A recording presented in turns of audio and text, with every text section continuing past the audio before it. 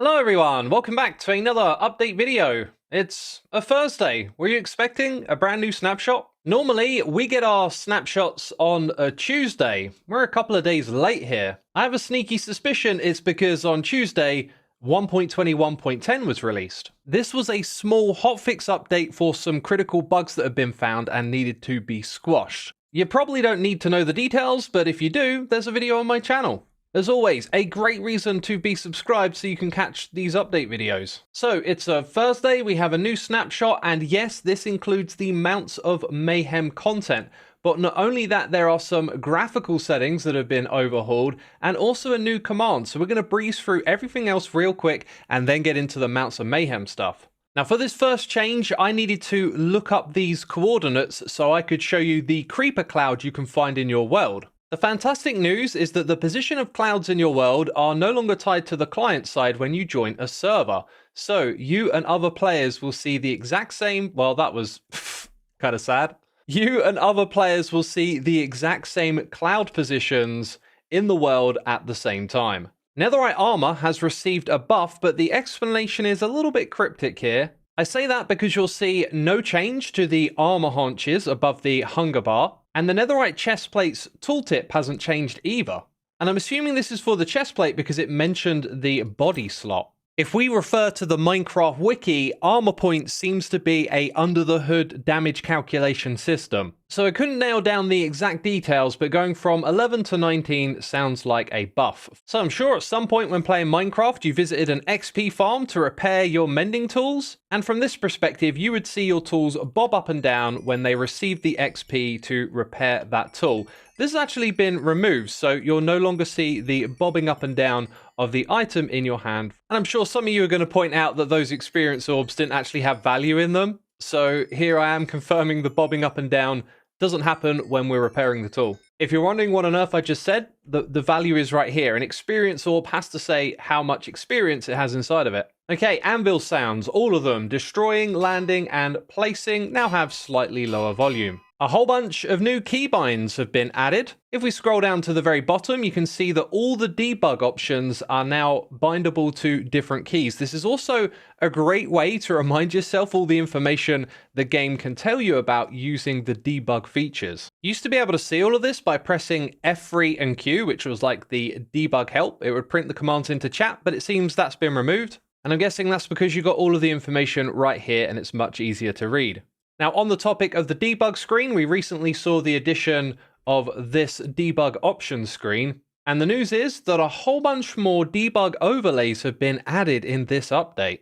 Now, I'm not sure if this one's actually new, but it caught my eye. I'm pretty sure I would have noticed this before, as there are mods that do this, but now we can kind of do it in vanilla. When I put down a light source, oh, I selected the wrong one. It's block light levels. Yeah, look at that. You can now use the vanilla game to find out where mobs are able to spawn in your world, which is where none of these numbers are rendering. And as I said, there's a whole bunch more that have been added. I'm sure some of them are pretty useful. Oh, and the entity collision box has slightly changed. You can now see there's an arrow from the blue line for where the entity is looking at. And according to the website, there are performance improvements for these debug renders too. Next up, the graphics. Inside of video settings, you're going to see that the menu here has been overhauled, and this has been split into 3 different categories. We've got interface, quality and performance, and display. In this section, there is now a preset slider. So where we used to have fabulous, fancy, and fast graphics, these are actually now just presets which adjust all the other settings down here. There also used to be some duplicate settings from the accessibility menu found in video settings. These 5 settings have been removed from the video screen, so now you'll find them in accessibility only. Next up, mipmaps, which is a system for making textures look better or smoother at a distance. And as it says here, blocks that didn't have these mipmap settings before should now look better from higher distances. Along with the game looking slightly better at a distance, you should now expect some higher FPS performance in this snapshot. So we have a new command in this snapshot, and it's called Stopwatch. You can give it a name to create a new one, or query an existing one, restart one of these stopwatches, or remove it entirely. So let's go ahead and create one called test. And now I guess our stopwatch is just running somewhere in the background. And when we query it, it's going to tell us how much time has passed, 11.742 seconds. This command is simply a replacement for other hacky ways of tracking time inside of the game. So now there's a direct command for doing that. Oh, looky here at what I found swimming around in the ocean. We are about to get to the Mounts of Mayhem content, but I have one little thing to tell you about first. We have launched the Hermitcraft TCG Add-On to the Minecraft Marketplace. If you want to play the classic trading card game from our survival Minecraft server, it is now a fully functional add-on where you can play and have the same experience playing against hermit bots or even against your friends. If you're interested at all, there'll be a link in the description box. Check it out after watching this video. Oh, and if you want to watch it in action first, there is a live stream of me playing it solo available on my second channel. All right, there it is, the zombie horse. We're going to check this out first, and I'm going to give myself night vision. The savanna biome and the plains biome is where you'll find the zombie horse with a rider holding an iron spear.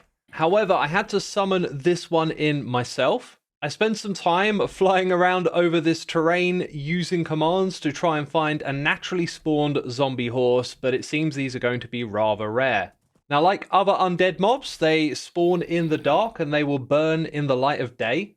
They will count towards the hostile mob cap, however, they themselves are not hostile towards the player.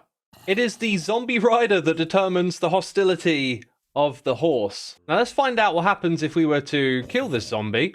It seems that would cause a red mushroom to drop.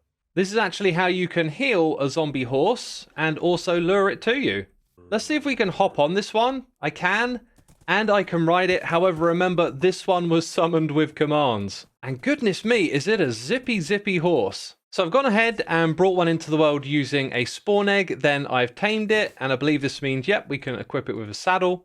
We can also equip it with horse armor, and the horse armor will protect the zombie horse from light during the day. Yep, I know it's standing under a tree right now, and look at this poor guy's fate. He's on fire now. And this new one that I've created, it isn't as fast as the other one that just burned up.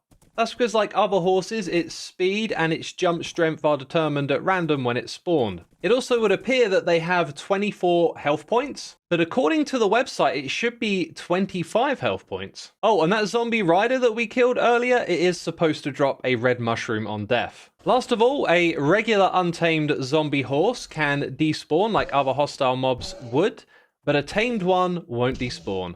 So that means you can have your very own pet zombie horse. You, my friend, are you ready to check out the new spears? The recipe, as you may know, is 2 sticks and an ingot, or planks, or a diamond, or cobblestone.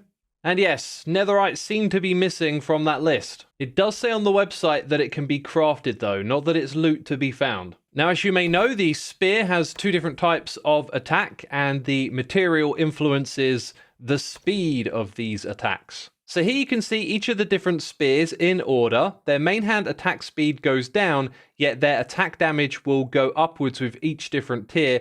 There is one exception, which is gold, which has a lower attack damage. Both of these attacks have a minimum reach for damage, meaning if you're too close to the entity and you try and attack it, you won't actually be able to hit it. It also has an extended reach distance, meaning you can hit it from further away than other weapons. So the first attack you activate with the left mouse button. This is a low damage attack that has some knockback to it. If multiple entities are near each other, you'll be able to hit all of them together.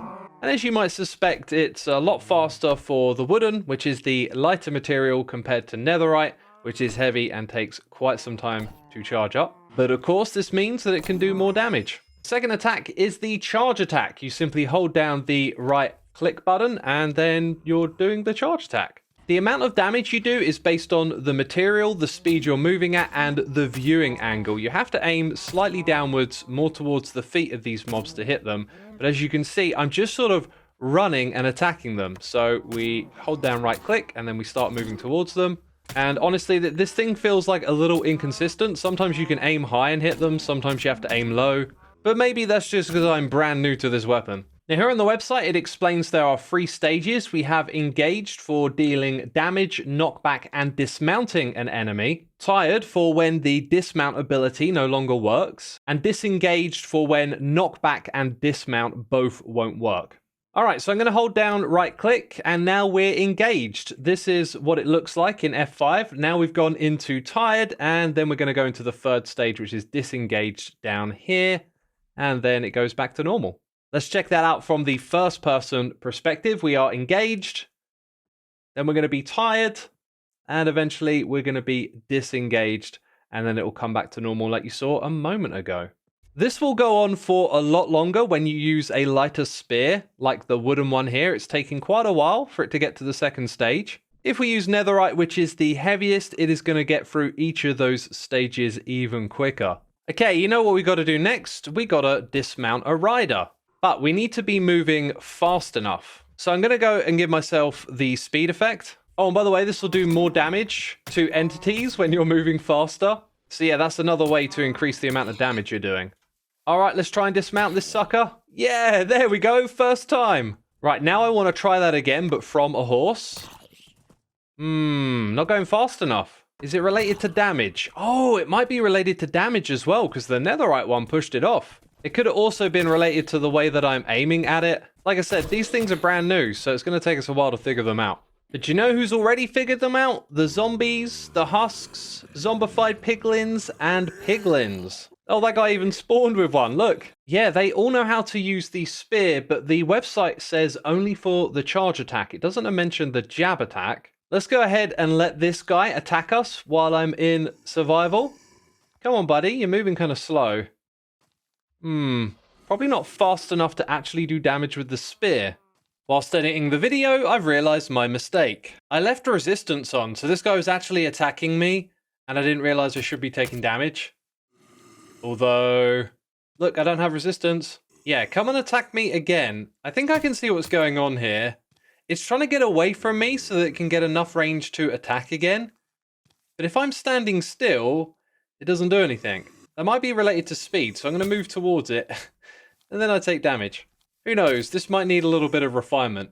And you know how piglins like gold? They now consider golden spears as one of the gold items they like. Now the spear has an enchantment called Lunge, and this can turn the jab attack into something slightly different. But first of all, how to get it. If you've got a book, then you'll find that it's quite cheap to combine. Each level just costs 1 level of experience. And that's right, it comes in 3 different levels. It seems to be really common to get on an enchanting table at all different levels. So as you saw there, we got a lunge 3. I got quite a few of those when I was just doing some tests. And when I lowered the bookshelves to about here, we would get lunge 2. And with no bookshelves, we would get lunge 1. So it's not a difficult enchantment to get, but as you can see, the spear can also take the regular enchantments that a sword would take, for example. Maybe with a couple of exceptions like Sweeping Edge. Now this enchantment causes the player to lunge forward when they use the jab attack, which is using the left click button. We're seeing the difference here between 1 and 3. And this distance is the same for all the different tiers of the spear. Now this attack does significant durability damage. Check out my wooden lunge 3 spear. It's gone after 1 attack. Let's use lunge 1. That's done a fair amount of damage.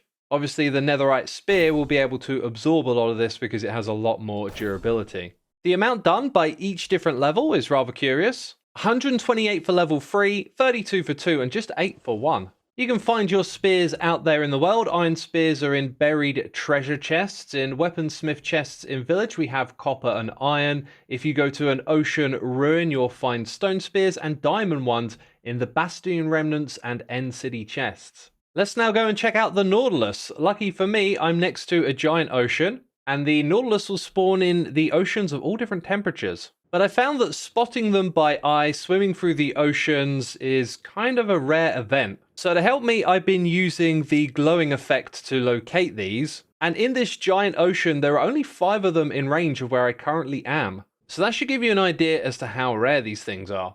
Now, when you find one of these, the way to tame them is with a pufferfish or a bucket of pufferfish. And after a while, you should see some love hearts, and that means that the Nautilus is tame. The pufferfish is also the item that lures it, so when I'm holding one, it's going to follow me. Once tame, we can mount it with a saddle, and then we can ride it.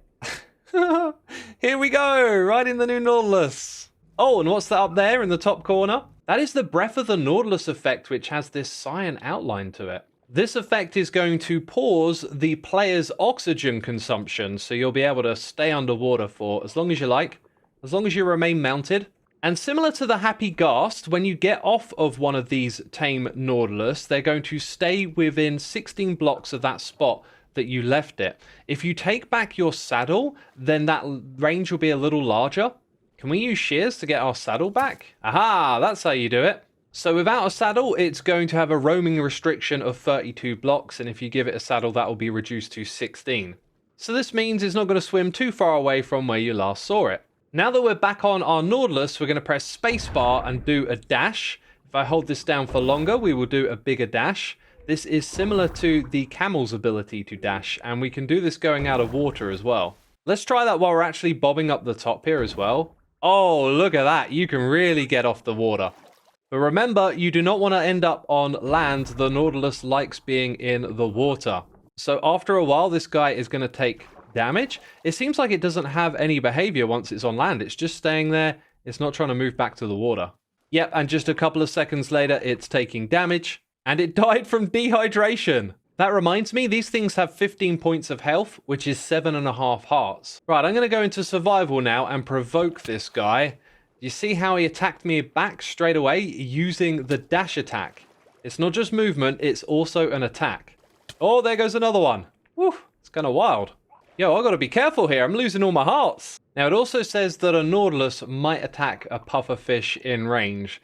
There's quite a few of them here. Let's see what it does. It could be that it doesn't really matter how many pufferfish there is. There's just a low chance it will attack. So the wording did say occasionally, and I don't think we're going to get to see this on camera today. So I've been flying over oceans again using my commands, and it seems that the zombie Nautilus is even rarer. So I'm going to be using a command to summon this one in. And there it is, a zombie Nautilus with a drowned holding a trident. And the website says this is how they spawn in the world, with a drowned, and the drowned has a trident. Now the zombie Nautilus is hostile to the player if it's ridden by a drowned, so once you kill the drowned, it'll become neutral. So let's go ahead and switch to survival. I've got my resistance on so that this guy can't hurt me. And I'll go ahead and wipe him out with the strength that I have. And let's see if this guy can't be tamed. It can be lured. Look at that. I'm holding the pufferfish and it's coming towards me. Hey, it looks like we can tame this guy. Can I give you a saddle? I can. Then I can ride you. Oh, this is awesome. Got a zombie Nautilus. Now, there was something that I skipped over a moment ago. In theory, this zombie Nautilus should be able to use its dash attack towards me while a drowned is riding it. But because we spawned it in with commands, I don't think it's going to do that, unfortunately. Okay, last up for the Nautilus, we got some cool spawn eggs, and then we got these things. This is Nautilus armor. There are 5 different types, and I'm going to assume it's going to need to be tamed for you to equip it. Yep, I can't equip it on this one. All right, I've tamed you. I'm going to right-click you, and look at that, some netherite armor. That is ridiculously cool looking, in my opinion. And yet, what would you know, you can use shears to take it back off again. Let's check out the diamond. I got a golden zombie one right here. Here's the iron Nautilus armor. And last of all, we've got copper. These are so very, very cool looking. I absolutely love it. And it seems that all the different tiers except netherite can be found in buried treasure, ocean ruins, and in shipwrecks. And these shells are currently not craftable, so where does the netherite one come from? Also, yeah, these things protect the mob, right? So you can see all of the different armor values right here. 19 for the netherite Nautilus armor. That's got me thinking about this from earlier in the video now. It doesn't say Nautilus anywhere. And with these new mobs and features, it looks like they thought about the advancements ahead of time. Usually we see these reported as bugs and being fixed, but they've updated all the relevant advancements this time around. As you might suspect, this update comes with a lot of tags that have been added. So if you're into customizing your game, it might be worth checking out the article and reading further. There are also lots of new sprites and textures for the new things in the game too. Again, it's all documented in the article linked in the description box if you want to go and read up on some of the deeper changes here, which also includes a new item model for the spear. And that, my friends, brings us to the end of this amazing snapshot video. Let me know what you thought of all the features with a comment down below. And if you're looking for something else to watch, there is that TCG live stream on my second channel. And of course, go and check out the TCG add-on on the marketplace. That's it from me this video. Thank you for watching, and I'll see you soon with another. Bye-bye.